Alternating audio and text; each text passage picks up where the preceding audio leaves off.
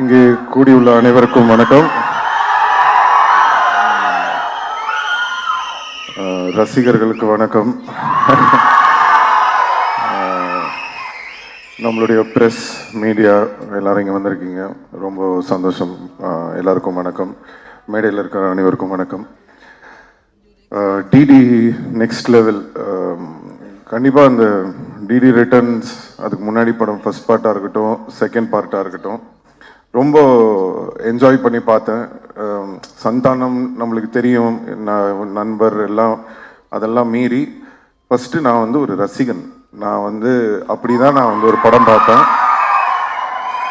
So அவருக்கும் எனக்கும் இருக்கிற அந்த பர்சனல் பாண்டுன்றதெல்லாம் வந்து நான் படம் பார்க்கும்போது ஓரம் வச்சிருவேன். நான் படம் பார்க்கும்போது நான் ஒரு ரசிகனாக அந்த படம் எப்படி இருக்குது அப்படி தான் நான் பார்ப்பேன். ஸோ அப்படி பார்க்கும் வகையில் ஒரு படத்துக்கும் மெனக்கெட்டு அந்த படம் வந்து வித்தியாசமாக ஏதாவது ஒன்று கொடுக்கணும்னு சொல்லி அந்த ஃபர்ஸ்ட் பார்ட்டும் சரி, செகண்ட் பார்ட்டும் சரி, ரொம்ப அருமையாக பண்ணியிருப்பாங்க.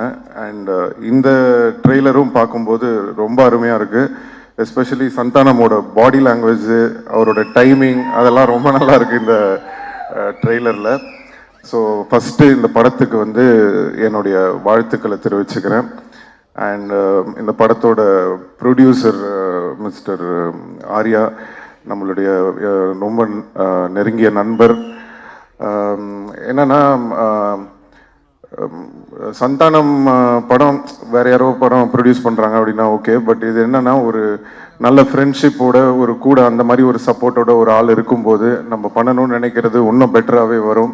ஸோ கண்டிப்பாக வந்து ஆர்யாவுக்கு வந்து இந்த படம் வந்து ஒரு மிகப்பெரிய வெற்றி படமாக அமையணும் அப்படின்னு நான் இறைவனை வேண்டிக்கிறேன். படத்தோட டைரக்டர் பிரேம், என்னன்னா சந்தானம் சொல்லியிருப்பார், இந்த 3 பேர் அவர் கூட ஒரு டீம் இருப்பாங்க, பிரேம், முருகன், சேது, எல்லாரும் இருக்கீங்க. ஸோ பேசிக்காக என்னன்னா, இப்போ இவங்க எல்லாருக்கும் தெரியும்.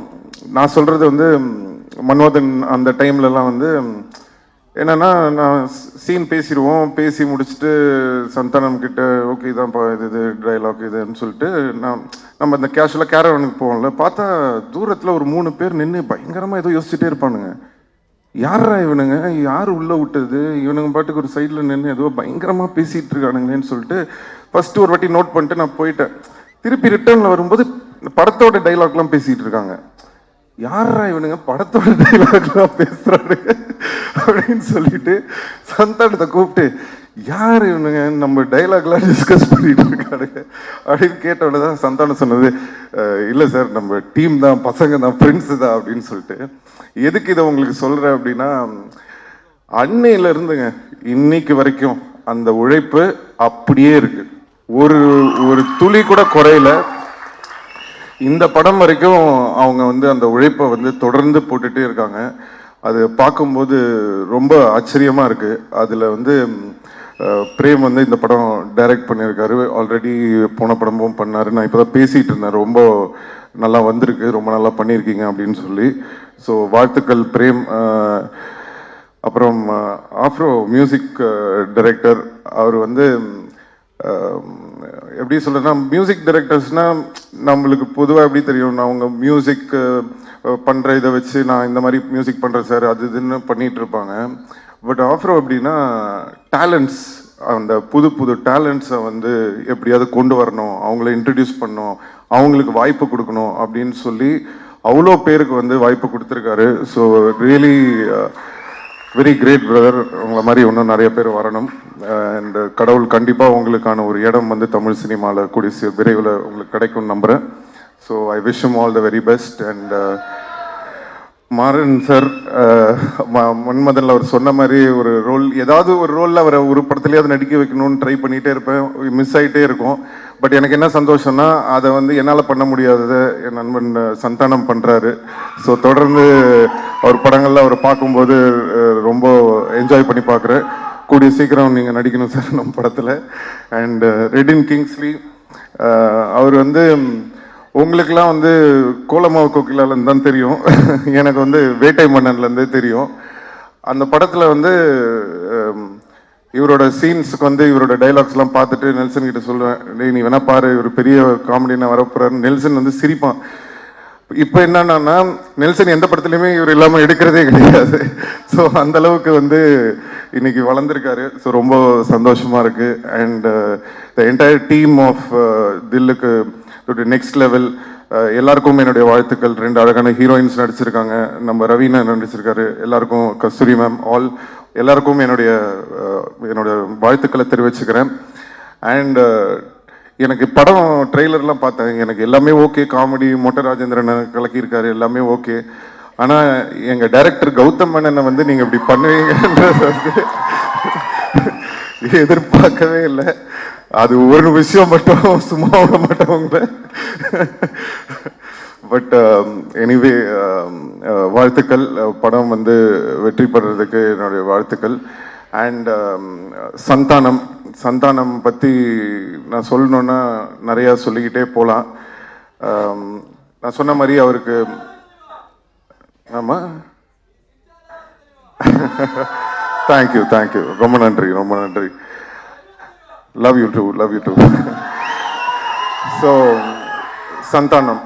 சந்தானம் பற்றி சொல்லணுன்னா ஒரு விஷயம் என்னன்னா, எப்போவுமே நான் எங்கேயாவது வெளில போகும்போது என்னை பார்க்கும்போது ஏதாவது டிஸ்கஷன் வரும், சினிமா பற்றி ஏதாவது பேசிகிட்டு இருப்போம். அப்போ எப்போ பேசினாலுமே எல்லாரும் என்கிட்ட ஒரு விஷயம் சொல்லுவாங்க, சார் நீங்கள் எவ்வளோ பேர் இன்ட்ரடியூஸ் பண்ணியிருக்கீங்க, எவ்வளோ பேருக்கு வந்து ஹெல்ப் பண்ணியிருக்கீங்க, பட் தொடர்ந்து உங்களை பற்றி வந்து ஒருத்தர் பேசிக்கிட்டே இருக்காருன்னா அது வந்து சந்தானம் தான் சார். அவர் வந்து எந்த ஃபங்க்ஷனாக இருந்தாலும் சரி, எந்த இன்டர்வியூவாக இருந்தாலும் சரி, எந்த மேடையாக இருந்தாலும் சரி, எங்கே அவரை பற்றி அவர் ஏதாவது ஒரு விஷயம் பேசும்போது உங்களை வந்து மென்ஷன் பண்ணாமல் அவர் இருந்ததே இல்லை. அது என்ன சார் காரணம் அப்படின்னு சொல்லி நிறைய பேர் கேட்பாங்க.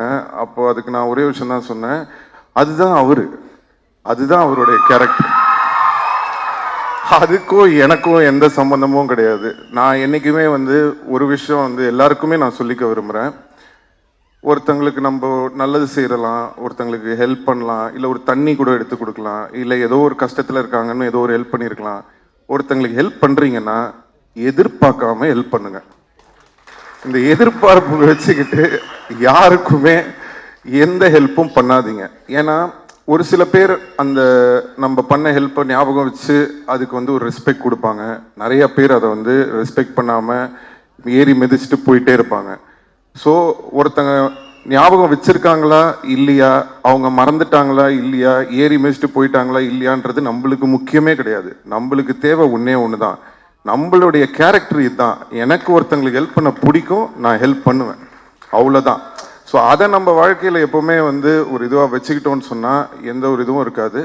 ஸோ இதுலேருந்து நான் சந்தானம் பார்க்கும்போது என்ன தோணுச்சுன்னா, அவர் எனக்காக அது சொல்லலை, அவர் உண்மையிலே அதான் அவருடைய கேரக்டர்.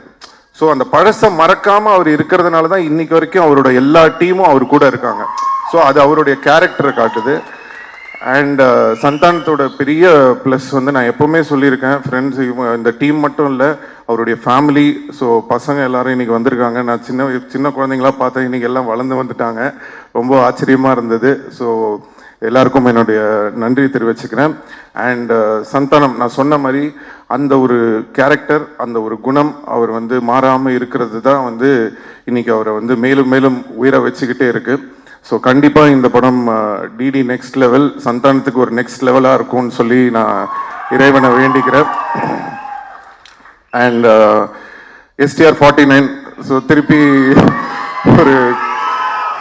ஒரு காம்பினேஷன் வேற வருது.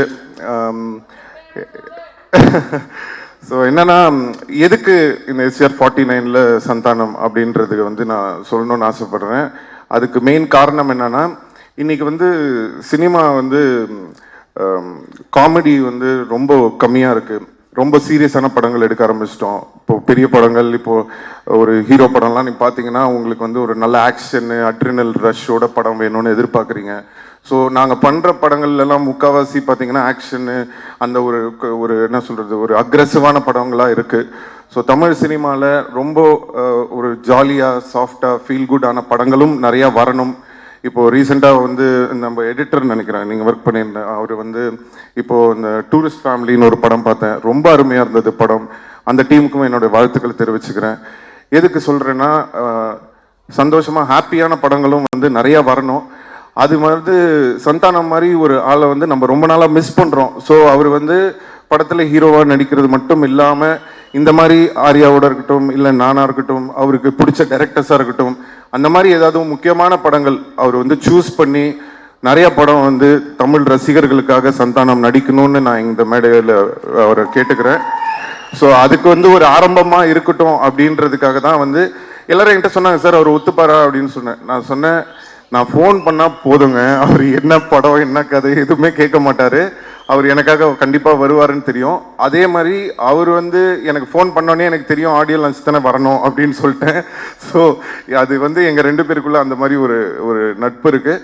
அதனால தான் நானும் அவரை வந்து தேவையில்லாமல் எதுக்கும் கூப்பிட மாட்டேன், அவரும் என்னை வந்து தேவையில்லாமல் இது பண்ண மாட்டார். ஏன்னா அவருக்கு தெரியும் அவர் கூப்பிட்டா வந்துடுவார். அதே தான் நான் சரி நம்ம கூப்பிட்டா சந்தானம் வந்துடுவார். ஸோ அதனால் கண்டிப்பாக வந்து இனிமேல் நீங்கள் அதிகமாக சந்தானத்தை வந்து நிறைய படங்களில் இனிமேல் பார்ப்பீங்கன்னு நம்பலாம்.